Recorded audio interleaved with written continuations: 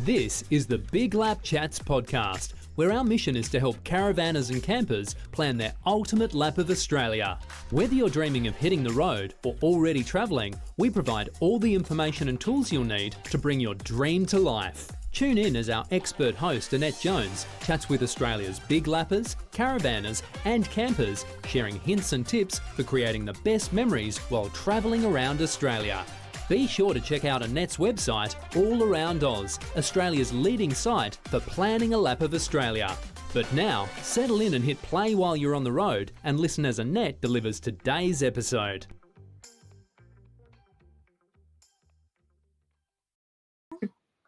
Hello. We haven't had our morning sleep yet, so this could go anyway.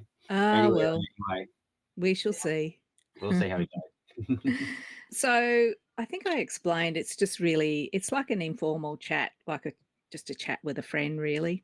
And we're discussing mainly about planning a lap of Australia and travelling around Australia as well. I ask the same questions of everybody and the answers are never the same because you've had your experiences, obviously. Yep. Whereabouts are you calling in from today?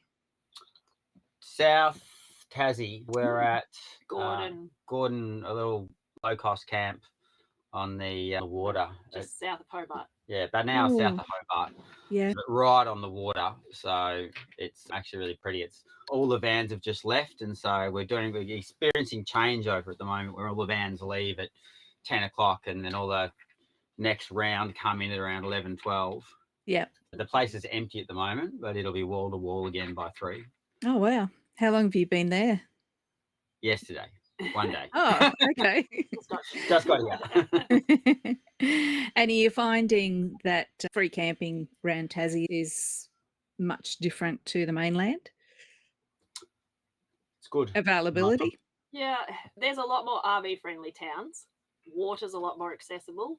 Yeah. A lot of low-cost camps, a lot of free camps. There's not much around Hobart itself. It's mainly hip camps around there. Yeah. Okay. But otherwise, everywhere else, It's pretty good. good. Yeah. There seems to be the popular ones where everyone stays, and then the not so popular ones. So it's two ends of the spectrum. Yeah. We haven't done the East Coast yet, but the West, the sort of the northwest and the west was really good. Lots of free camps, lots of pub camps, which we love pub camps, but they're not necessarily free.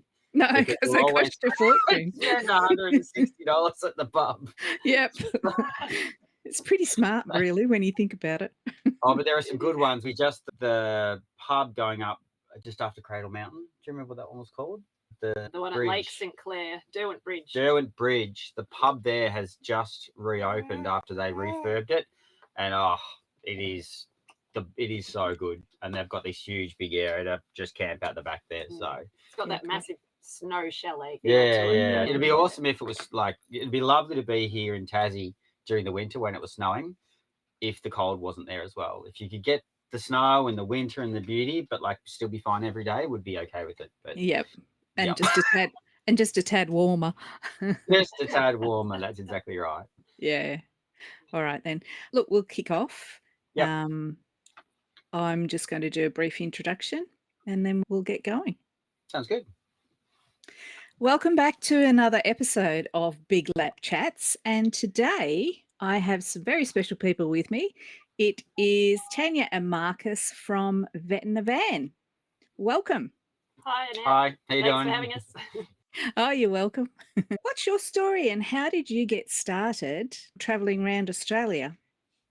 Do you want me to go or do you want you to do? You go. So we, like many others, wanted to do the big lap, and so I took a year off, and it was originally planning for a year to 2 years to head off and just while the kids were young, see the country and just see all of Australia, because there's many places we hadn't seen. We wanted to see WA, we wanted to properly experience the NT, and it was actually all a bit of a roller coaster because we planned it a bit later, and then we just had this random offer of someone to buy a house, and it was completely random, and we just went, stuff it, let's just do it. So it was, how long was it? It was like a period of about 6 weeks, we went from Umming and ahhing to like we've sold our house and The we're house leaving. was sold. Yeah. Which And it was was right Wow. on Christmas. on Christmas. It was back in 2019. Yeah. So we left, and then COVID hit, and that was a bit crazy. But you know, at the end of the day, we weren't in Victoria, like we weren't in the metro part of Victoria when that hit. And we started traveling, and we really liked it, and we decided to keep going, and now we're still going. And that's not Tanya gooing and garring in the background. Who have we got gooing and garring? This is Kaya. Yeah, Kai's the Kaya. latest addition Latest to the edition. Uh-huh. Vet the Van household. Has born on the road, and Yeah. this is Wow. what she knows. But yeah, she's Yeah. slotted right in. I think most of our kids have spent more of their, well, actually half of our kids have spent more life in the van Mhm. than out. So I think Toby was 3 when we left, Yeah, he was and he's just turned 7. Gosh. And yeah, so Eli's homeschooling in the bus at the moment. He's in high school now. He started high school this year 7. Okay. But yes, no, we decided we had 3 boys. For those of you who watch our channel, we rolled the dice one more time, and we've got a beautiful little girl. She's gorgeous. She does keep us awake though. Yeah. I haven't had much sleep. I would Definitely a think. bit of an echo chamber in this van. There is no, yes, it's when Kai's awake, we're all awake. Oh gosh. Yeah, that's all right. How do you cope with homeschooling on the road as well? Yeah, It's actually all right. it's easy from our perspective. It works. It's flexible. We're just it works for what we need. We focus for the younger boys. You get your head around it. Yeah. It's everything's hard when you start, Yes. and then once you work out your own routine and what works for you and what works for each child. I think learning how each child learns differently and then being able to approach it differently for them then makes it easier on everybody. And it means we're flexible in that if we're in an amazing place and we've got walks to do and places to see and things to do, then that's what we're doing. Otherwise, we're covering an hour or 2 of maths and English each day just to cover their basics, and then the rest is life. And they're picking up all their social skills for meeting new families. kids. And You should see them when they see bikes on the back of a van coming in. They're just like, anyone traveling with kids knows that. They'll suss them out, and then Toby leads the charge. He goes and introduces himself, and then they're off. Gosh. So, and I think that socialization aspect is really important because they're constantly exposed to new friends, and sometimes they get along with them, sometimes they don't. And I think that's actually a really important lesson for kids as they're growing up to be exposed to new people, because obviously in life you are constantly exposed to new people, and you have people that you get along with and you have people that you don't. So I think that's really important. And the other thing that is really important from a homeschooling perspective is every day is an excursion. So you can, rather than making homeschooling a chore and trying to go, we're going to spend 2 hours in the morning and I'm going to sit down with you and I'm going to go through this and I'm going to go through that, and it's going to be like pulling teeth because it can sometimes be so painful. We just integrate it in everything we do. So wherever we go, places, we're reading all of the signs, we're learning about it, we're discussing it, we're reinforcing it on the way home, we're talking about what we learned. There's so much rich Australian history. Tasmania, learning about the convicts and learning about the history of the environmental destruction that occurred back in the 1800s and the recovery that is now taking place, and the rich convict history of the first settlers down here, like all of that kind of stuff, you just integrate into homeschooling. So rather than looking at it from our perspective, we're looking at it like this is a formal program. It's actually about how can we educate our children through the experiences that they're having and teach them more about history and integrate that into what would normally be in the classroom. And I think kids have done really well out of it. Eli's now just transitioned into a proper high school online learning. But prior to that, he just really had the homeschooling side of things. And he's flourishing, absolutely flourishing. It's all online. He has all these classes and everything online, and he's got his friends that he hangs out with online as well. But he's transitioned into that really well, from the less structured to a more structured learning environment. How did you decide which, because I know there's a couple of different ways to homeschool. How did you decide to do it? Did you go through the education department? Are they homeschooling through School of the Air, or how did you decide? We're taking more of an unschooling approach. Yep. Yeah. But it means that we're not locked into doing certain things. I looked at all the different options, and there was a lot that are very structured, very rigid, a lot of coursework and a lot of everything. And our aim was to be traveling and to experience what we're doing, not to create a classroom at home and have to live life around that, because if we were doing that, we may as well be living in a house and then going to school for 8 hours a day. So for us, it was very much about working out what the priorities are and what's important, and then structuring it from that. We get a lot of our resources online or through education websites, buying books and that sort of thing. So the workbooks and resources we get are through education department websites, and then it's really just working with each child at their own pace with each thing. Some of them need a bit of extra help here and there, and then others pushing further ahead. We found if we stop in a place and we're both working full-time, it's impossible to homeschool your kids while you've got two full-time working parents, because homeschooling is a full-time job as well. And so if we're working, like we were up in East Arnhem Land for the last couple of years, then the boys went into the local school while we were up there, and Eli actually our eldest did the nap plan while we were up there. On Elko Island. We kind of thought, this is our yardstick on how our homeschool has been doing for the last couple of years. And he came out with flying colours. Smashed it. He absolutely flogged it. So that was reassuring to know that what we're doing is the right thing for them. Academically. And with how well he's now then slotted into doing the online high school, is showing that where we had him at on all levels is where he needed to be. It's working. Yeah, it's a great way for kids to be educated, I think, because it's just an extension of living, isn't it? The way your approach to the whole unschooling, schooling, and education isn't all behind a desk in a classroom, is it? Yeah, Absolutely. And it's teaching the kids to love learning. I think if you can achieve that by the time they're ready to really think about careers, then you've achieved something massive. Because there's rope learning, which I feel is very dated in this day and age. And there's having the passion to find something that you enjoy and discover it and learn more about it. And I think that's, from a homeschooling perspective, that's really what we focus on, is to teach our kids to find their passion and enjoy that, and then research it. And we know that our kids, some are going to go in one direction, others are going to go in another direction. It's just finding that direction and then encouraging them to learn more themselves and explore more about what they enjoy. Yeah, I love it. Sounds great. Was it your intention to always work on the road, Tanya, as a vet? I know. Was that going to be your jam, or with with three kids as well? The evolving conversation with do we travel? Do we wait until we're grey nomads? Do we wait until the kids fly the coop? Do we go now? Do backwards and forwardsing for sort of 6 months or so? And then it was part of the evolving conversation of, oh no, now we're actually selling a house. Okay, yes, we are going traveling. Okay, we're going traveling right now.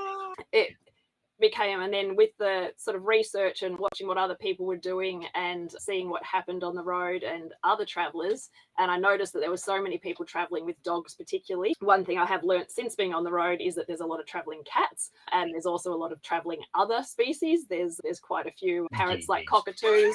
We met a herd of guinea pigs that was traveling with the family. So there's a few sort of different things along the way. It is mostly dogs, but there are a lot of other ones that we weren't expecting. And I just thought to myself, well, what do these people do when they're camped in the middle of nowhere and they don't have access to a vet? If someone asked me to help because their dog had cut its paw or something random, the way that veterinary registration works in Australia is quite complicated in that it's different for there's different laws and different registrations for every state and territory. And so if I was in a state that I wasn't registered in, I'm not legally allowed to work. I'm not allowed to provide veterinary assistance. The bureaucracy is pretty thick, state by state. Cut a long story short, I wanted to be able to help wherever I was. And so that meant setting myself up with just the basics. So anything that can be done in a consult room or as a home visit, I can do. So vaccinations, wormings and antibiotics, pain relief, just basic things. I can't do anything that requires stable hospitalisation or needing surgery or anything like that. I can at least triage and assess and do a consultation and say, yes, whatever's wrong with your animal, it needs to go and be in a hospital immediately. you need to drive that 3 hours to the next town, or no, we should be okay by doing this and this, but keep an eye out for this and this. And if that happens, then yes, you need to go and drive 3 hours to a hospital. So yeah, that peace of mind factor and being able to provide that. And yeah, people just wandering past will be like, oh, you're a vet. Oh, my dog's due for his vaccination next week. I was wondering how I was going to book that in while I was on the road. Do you mind doing it? And we'll be like, well, yeah, but we're heading to the beach right now. So can we do it at 3 o'clock this afternoon? And they're like, yep, that's fine. Great. So yeah, it's convenient for everybody. And it means that, yeah, we can work around family, and that's how it structures around us homeschooling and being with the family and whatnot, is that the work and the life all meld together, but do it in a way that works for both. Yeah, so it meant that I set myself up, and then as we were heading around, that kind of evolved into, we realised there were so many places in particularly South Australia and Western Australia that are quite remote, and they'll only get a visit from a vet once a month or once every 3 months or something. And so in those sorts of towns, I had residents encouraging me to do shout outs and say that I was in town and make myself available, which I did. And then I was overrun with work from local residents. So then I was, doing home visits for locals around the place as well. And so for that, just doing a shout out on the local Facebook notice boards and that sort of thing, or just letting locals know that we were there. And they were really appreciative of us being able to do that as well. It's evolved into what it is now, and being able to offer telehealth as well. That evolved a lot more in the vet industry. With COVID happening and things needing to be a lot more online, that's established itself a lot more in all industries. But it means that I've now got the ability where I can, and I am registered in all states of Australia to be able to work, states and territories. So it means that if there's a traveller that knows of us and they're in WA and we're over here in Tassie and their dog does something, then I can do an online consult with them to say, okay, this is how you clean up the wound and do this and do that and keep an eye on this. If this happens, then go find your vet hospital nearby, or otherwise, yes, that looks pretty bad, it needs stitching, so you need to head off right now, kind of thing. Just offering that peace of mind to people. Yeah. The work side of it has evolved as our knowledge and experience has evolved on knowing how the travel community works and what things happen while people are traveling. Yes. And Marcus, what did you do before you left? The same thing I do now. Oh, okay. So What's that? I work for, and this is really a COVID thing actually. So software engineer by trade, and then I migrated across into, I had a history of consulting after, did my MBA as well, and then was a consultant doing project management, data migration strategy work, management consulting, and I ran my own company for a while. And then I ended up working for Medibank, and I still work for Medibank. So I did that before we left, and Medibank has a work from home policy. So they have a policy where as long as you have access to stable internet, you can work anywhere in Australia. And so I went, all right, sounds good. And Fantastic. so I've been in meetings with the executive in a singlet with the beach behind me. It's just, that's the attitude. Well, it's really, I'm very lucky that the company I work for has very much a focus on your capability, not where you are or what you're doing. I'm very lucky. I've got I don't know if you've seen pictures of my little work tent that I have set up wherever we go. It's just a little outdoor tent with a little standing desk. And I just work a normal job like anyone else. It's just working from home. So you could be working from home in a house. I usually fly back to Melbourne every 6 to 8 weeks for a few days just to catch up with the team and just be present, and then fly back to wherever we are staying, whether that be working on Durkartog Island or up in East Arnhem Land or down here in Tassie. Fantastic. And you do full-time hours? So I don't do full-time hours at the moment because I'm technically on maternity leave. So I've dropped the part-time hours while I take my paternity leave. But generally I'll be on full-time hours, but it's very flexible. So it's not, and this is a sort of ethos that I've had for quite some time, is it's not the hours that you work, it's the work that you produce. So I've got team members that will be online late, that'll be working late at night, it doesn't matter.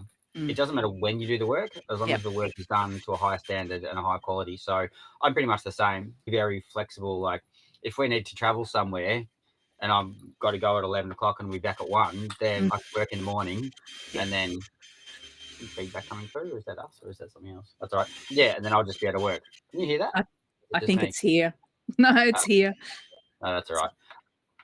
But yeah, so it works. Again, it's just we've created a life for ourselves where we're both able to work just like any other normal person, but we do it in a way that allows us to travel Australia all the time. Yeah. And be in a different place every other week. Brilliant. I love it. So what's I'll start that again. What's the I'll start it again. What's the one thing most lappers overlook that could make him or break their entire journey? The first their 3 lap? months. Yeah. The first 2 months? The First 2 to 3 months. Yeah. And everyone who's travelled for a long time, I don't want to get too personal here, but probably the closest we've got to strangling each other was within those first 2 to 3 months of traveling, because you've got to, people don't realize the massive change that it is to take, and this is one of the reasons why we travel, is that we were all leading separate lives. We didn't realize it, but Tanya had her professional life and her mum life, and I had my work life and my dad life, and the kids were all off at school, and you don't realize how much time you spend apart. You get home of an evening and you spend a couple of hours together of the evening, and then you sleep, and then you're working. Everyone's tired, and then you decide that you're going to do this experiment to say, okay, well, we've been living this life for however long. Let's just get everyone, stick them in this tiny room or tiny caravan, and hope that they get along. I tell you, the amount of times Tanya said, don't try and manage my family, or don't try and manage our family, because I came into with my corporate mindset, and I'm like, oh, I'm going to be the best parent in the world. And learning to co-parent, learning to co-parent, and it really is a step change in your kids are with you 24/7. You've got to look after homeschooling. You're moving around constantly. You're absolutely on top of each other, and you don't have these big breaks where you're off at work and doing this and doing that. You need to create me time. You need to create me time. So I think that's probably, and you see it on the forums. You said a lot of people will they'll watch YouTube and they'll see Instagram and they'll think this amazing life that all these people seem to live. And then they'll be 2 months in and they'll be thinking, well, what's wrong with me? All the kids are fighting me and the hubby aren't getting along. Like, where's our Insta moment? It's a lot of adjustment. It's a lot of adjustment. And once we got through that, and I learned to compromise, but then I think our relationship probably grew strength on strength after that, because instead of being separate units that come together on evenings, mornings and weekends, we became a single unit that was together all the time. And it just made us focus a lot more on family. And it's probably one of the main reasons why we decided to continue this lifestyle, and people's priorities are different. That's absolutely okay. People's priorities are different. But for us, having family and having time with the kids, like I was hardly seeing the kids. I was up early in the morning, home late at night. And that's not a thing anymore. If I want to go fishing with Charlie at lunchtime, I can. Yeah. And I think that for us, having a melded routine where we're all aiming to achieve the same goals each day, and we all sit down and pre-plan out our week or our day and do it all together, versus everyone's got their own routine and then you're just trying to slot into that along the way. I think a good example is just looking at your kids during school holidays. It's your kids come on school holidays for 2 weeks and they fight for the first week and a half because they're getting used to being in each other's space, having to learn to play with each other again, having to do all of that. And then by the last couple of days before school goes back, they're suddenly all getting along and everything's happy and merry. And then it all just gets turned on its head again once they go back to school. So going traveling is effectively that, but for the entire family. It's you as a couple, it's you with your kids, it's your kids with you, it's the kids amongst each other. There's just so much going on, and just learning to meld that together. So if you're out there on the 2 or 3 months break and you're thinking you're going to lose it, just stick with it. You'll be just fine. That's it. It will click. Yeah. Oh, sorry, I seem to have lost you there. I think, we're still going. We were saying something very important. It should have recorded. It records your end and my end, so hopefully, fingers crossed, that should be fine. No worries. What are the 3 biggest money-saving hacks every lapper should know before hitting the road? What are your top tips? Oh, we're pretty bad at this. Everyone says that. Yeah. Okay, so your main expenses are fuel and food. Yeah. And I think food-wise, there's some areas where you won't see a Woolies for a couple of weeks. Yeah. So if you see a Woolies and you look ahead, Big shop. if you know there's not one coming up, stock up on all your pantry stuff, your canned items, your pastas, your things that you usually eat but are storable without overdoing your weight on your caravan. And then using the IGAs and the little independent supermarkets to just top up on fresh fruit and veg and meats along the way in between times. Because I lost you again a bit. Yeah. There. Right. Yep. We should be back now. Yep. Yeah, like normal weekly shop between going from a Woolies to an IGA, for example, increases probably by at least 50%. So yeah, if we can try to keep our basic staples to just going to Woolies, then that does make a difference. Yeah, that's one. If you enjoy your fishing and stuff, then when you're in places where you can fish and get fresh seafood and whatnot for free, well, for the cost of bait, then that's worth it as well, because that means you can feed yourself for a little while. And the $2,000 of fishing gear. By the time you pay off your fishing gear and your bait, then, it's not quite free fish, but quite free, but that's all right. There you go. You get to hunt and gather, so that's fun. And here's one: the slower you travel, the cheaper it is. Yeah, so that's be the fuel one, I reckon. Yeah. So to save on fuel, travel slower. So yeah, if I think trying to do a lap in 12 months, you'll spend most of your time driving, and most of your money. Some do it in 3. Most of your money would be spent on fuel. So yeah, anything up to 12 months, I think and yes, I know that it's ideal to spend longer than that, and some people just can't. So yeah, I think if you're only doing 3 or 6 months, don't aim to do a full lap. Do one state, or spending at least 3 months in one state is what you need to see it properly. And even then, you won't see everything. Yeah. I think last one would be camping. So if you're thinking you're going to be caravan parks the whole time, especially with like a big family like ours, caravan park rarely under $100. Whereas where we are now is $5 a night, and you don't need Godzilla solar and all that kind of stuff to stay off grid. Granted, we have a big system, but that's because we live on the road. Just you can do low cost camping, but you do have to make sacrifices, especially around water, that you're not having a 10-minute hot shower every day. So it helps to find places where you can swim, because if you swim, the need for long showers is reduced. Water is power.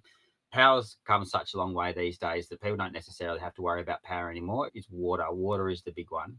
Is that you can only really go for as long as your water will last. So, for example, when we first left, our full tanks of water would last us for about 3 days. We were used to using sort of house levels of unlimited water, which if you're in a caravan park and plugged in, then that's totally fine. We can now off-grid get 2 weeks minimum out of our tanks of water, and that's mainly using it for drinking and cooking and the occasional quick wash down. And then if we can be near a river or ocean where we're swimming and it's warm enough, then daily swimming means that you don't need a daily shower. That makes up for that. And have a 12-volt pump. Just we get little drill attachment ones, or just if you've got a pump and a filter, then you can always pull from streams or from wherever you get bore water filters, which are actually like 0.1 microns. And you just give yourself the ability, as much flexibility to get water, because that way you can stay off grid longer. And if you stay off grid longer, it's generally going to be cheaper than going back to caravan parks by orders of magnitude. And national parks will usually be under $20 a night, depending where you are. I think WA, 35, 40. But everywhere else is cheaper. Well, we've been in Tassie for almost 8 weeks now, and we haven't stayed in a single caravan park. Not one. Oh, it's all been RV stops and low-cost camps. That's great. And how much water do you have on board? Not that much. 2 90s and a 60. Okay. Plus we've got the 50 in the car. Not that much. And we are fine. We wouldn't want for more. Most of the time we'll travel with one empty. It's only really we will load up to the hilt with water when we know we're going to be off grid for a while. Yeah, fair enough. What's your secret to finding the most breathtaking yet under the radar destinations?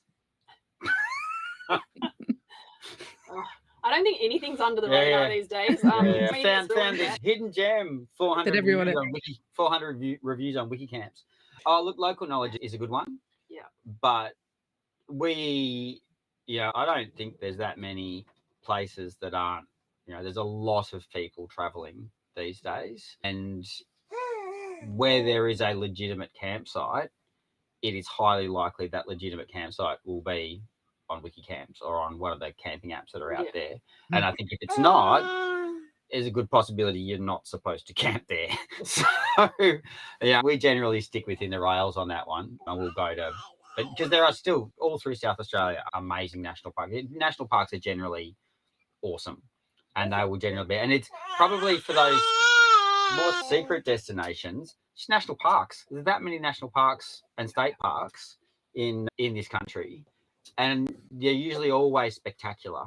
All over Australia, there are spectacular places. You don't always have to go to the ones that are famous. They're all beautiful. Yep, for sure. Have you got any favourites that you've been to? Lots of them. Favourites. Look, you can't go past Ningaloo. Ningaloo is just stunning. We spent 10 weeks on Ningaloo Coast last year in the off season. We had South Lefroy to ourselves. There was not one other camper at South Lefroy when we were there in February, which was amazing. And it had baby turtles hatching. Just, it is a beautiful part of the world. Very crowded during the high season, but that's because it's a beautiful part of the world.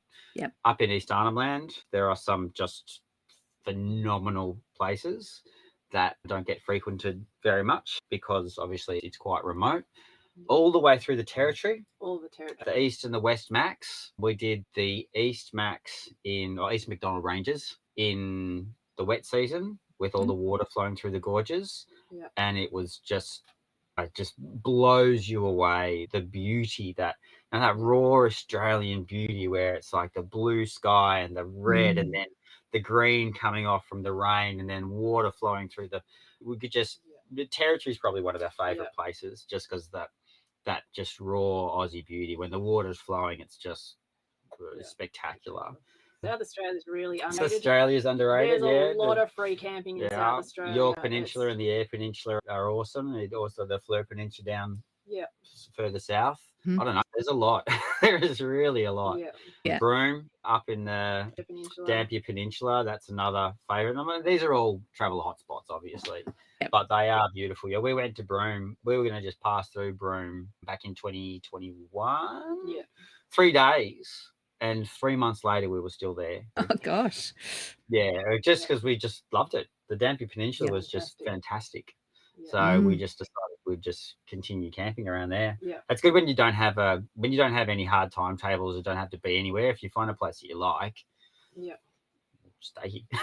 Yeah. And if it's terrible and it starts raining, then you can leave. Yeah. Yes, that flexibility. It's something else, isn't it? So if you could give one piece of advice to someone planning a lap of Australia, what would it be? Don't plan too much. Yeah. I think if you're on a set timeline, then you do need a bit of a loose itinerary so you don't get stuck along the way and then run out of time for what you want to see. There are places like Ningaloo where you do need to book 180 days in advance and stay up till 3 o'clock in the morning if you want the right sites at the right time. That being said, if you travel slightly off season, then you're a lot more likely to get those same spots and the weather's still great. You might get a little bit more wind or you might get a little bit hotter or colder or whatnot, but you roll the dice a bit, but you're not battling the sort of that peak flow of people. So and I'd also say on that note, don't try and fit too much in. So it's you can't do you can't do everything. And I think if you're trying to go and do amazing things every single day and you're traveling with a family, within a month or whatever, a couple of weeks, you'll burn out. Accept the fact that you need to find a place that you like and stay there for a week or stay there for however long and 2 or 3 days. have those down days, because if you try and treat a whole year like a week holiday, it will just you can't do it. You don't do it at home. You if the kids are tired, you just have a home day. You have a pajama day.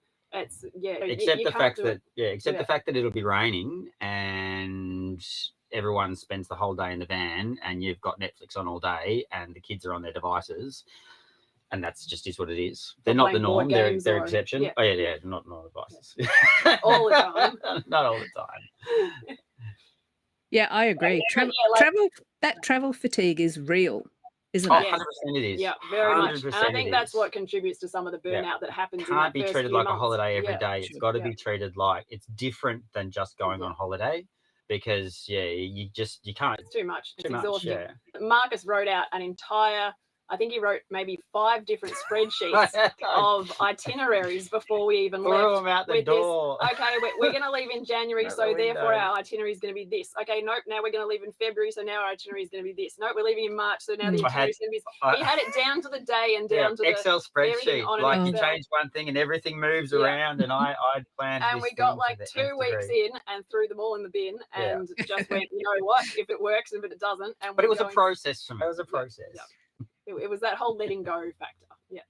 Yeah, Well, I definitely. can understand how, as a software engineer, you'd have to follow processes and procedures and all the rest of it. So, Look, yeah. For those of you who know me, I don't touch code anymore. It's been a long time since I've done any coding. But yes, I am very much a process-driven individual, and I do like my thought process is generally one that needs to be well structured. And so I did go through that process, but I think I've definitely learned to let go a lot more since we've been traveling. I think my stress level from not traveling to traveling is just chalk and cheese. Yeah. Because your priorities are refocused on what is important, and I think that is a big bonus out of travel. Yeah, and the family does benefit from that. Yeah. But, yeah, I think I had children to teach me to let go and to stop being so rigid and perfectionist, and you've just got to take each day as it comes for what suits everybody. And then Marcus had the travel factor to slap him in the face and teach him that it can't always operate to an exact routine and schedule, and and we all just Change is good. We all need to work around each other, and Change it's is growing always that good. bond. Yeah. Yeah. We're all having a learning experience as we're traveling anyway, aren't we? With ourselves as well as who we are with. Absolutely. You do. You grow as a person. For sure. Just reprioritizing what's important in life and who's important in life and what you actually want to spend your time doing. Less stuff, less things, and more time. Yeah, more experience, less stuff. Yeah, for sure. I love that. What's the biggest myth about traveling around Australia that needs to be busted? That it looks like Instagram. Yeah. Just don't drink that Kool-Aid. Yeah.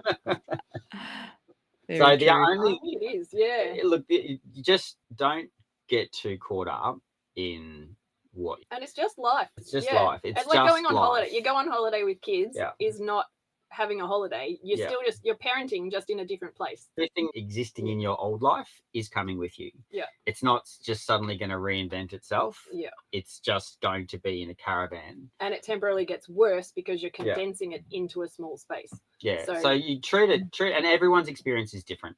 So don't set any expectations. Let the expectations unravel and be willing to accept that your trip will be your trip.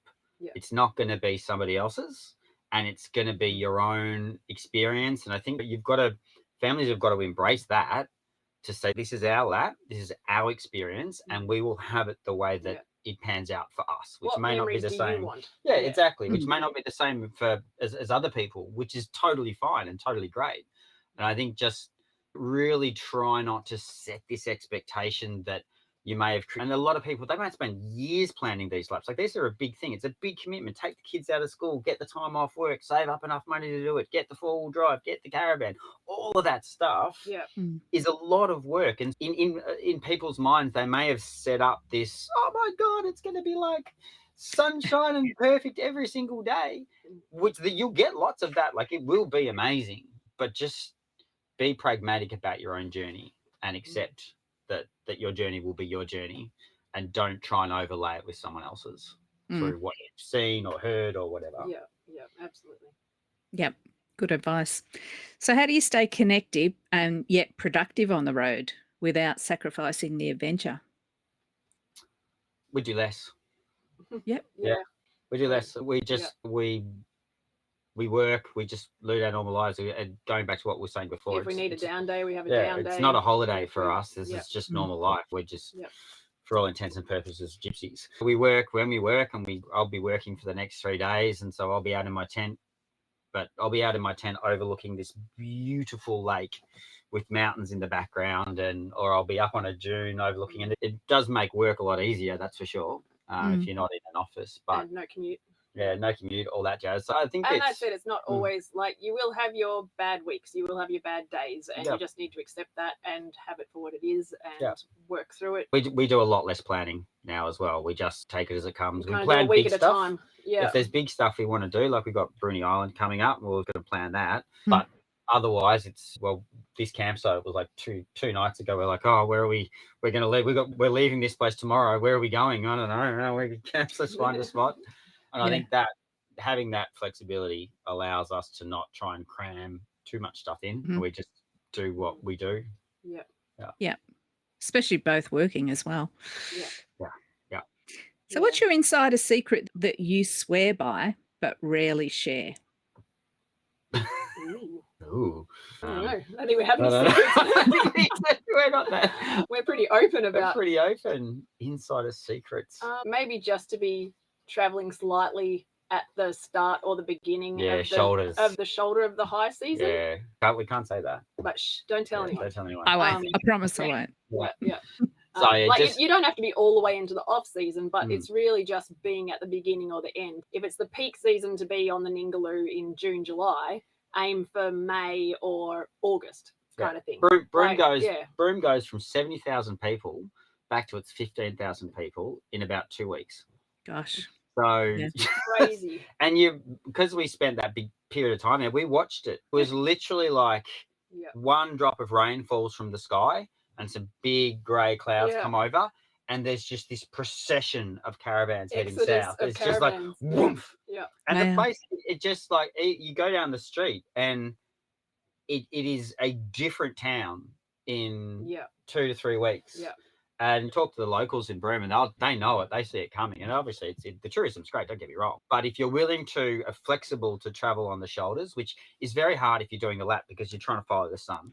So, all these people have that. And if you're lining up swimming with the whale sharks and doing all that kind of thing, then you need to be there at a certain time. How can I be in off-season? How can I be at the right time of the season in WA and also do Cape York? You need two winters to be able to do that. And so you got, we get early, so we're going to hit April, May, we're going to hit Ningaloo and then shoot across the Gib, and then we'll do August up to the tip. And it's very tricky. But I think it is still getting busier.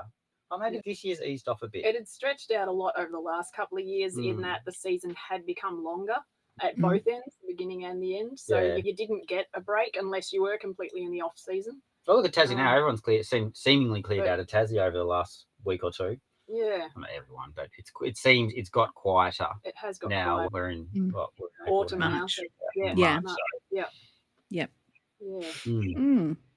Now I know I've got to ask you this question. What's the most unusual animal that you've treated on the road? Or odd, or one that you didn't expect to treat? Guinea pigs. I really did not expect to meet a herd of guinea pigs. There was a lovely travel family that we met in our first year of travel that had a herd of guinea pigs with them. Around WA we met them, and I can't even remember how many guinea pigs they had, but it was a decent number.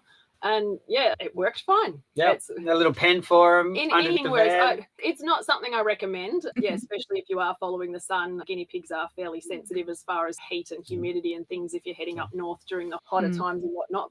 And likewise, every species has its restrictions. I've spoken to people who've wanted to take their snake or their lizard or whatnot and just talk them through the pros and cons, and can you keep them in a consistent environment that they're used to at home. Can't take pet probably the border. Not. You also need to look at state restrictions, because there's some pets that you aren't allowed to take into certain states, or you can take them but you need a special permit, so you need to apply for that in advance.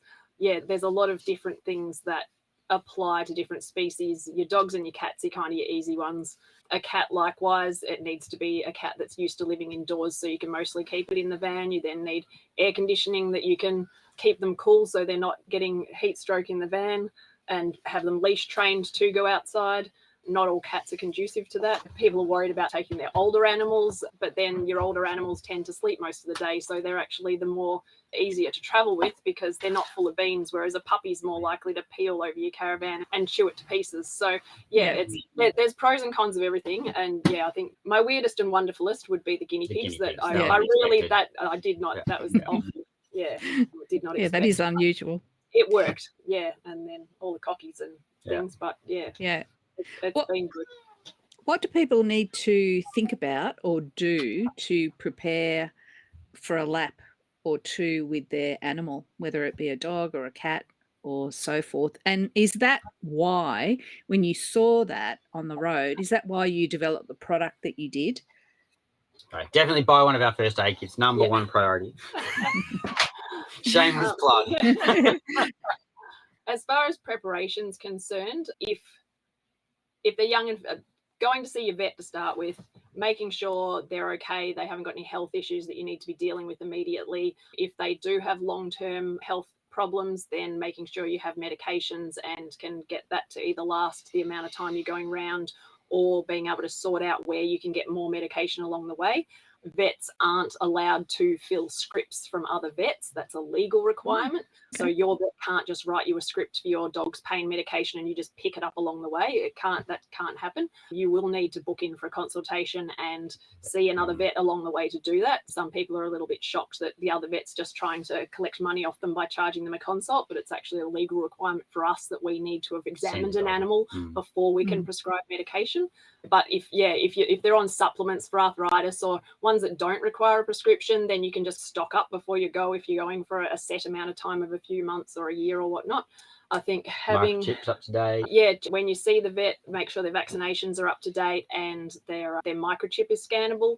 If you're from, say, South Australia or New South Wales, the microchip databases there are state-based ones. So it means that your animal may not have been registered on a national database. So if your dog runs away in WA or the Northern Territory and they scan it at a vet clinic or a pound, it won't come up on their database. So if you are traveling, just make sure that your pet is entered on a national microchip database and that your contact details are all up to date, your mobile number and address, or someone that's a next of kin that can be contacted if you can't be contacted. So that way, if your pet does decide to do a bit of a runner, whether that's accidentally or otherwise, then they can be tracked down, hopefully.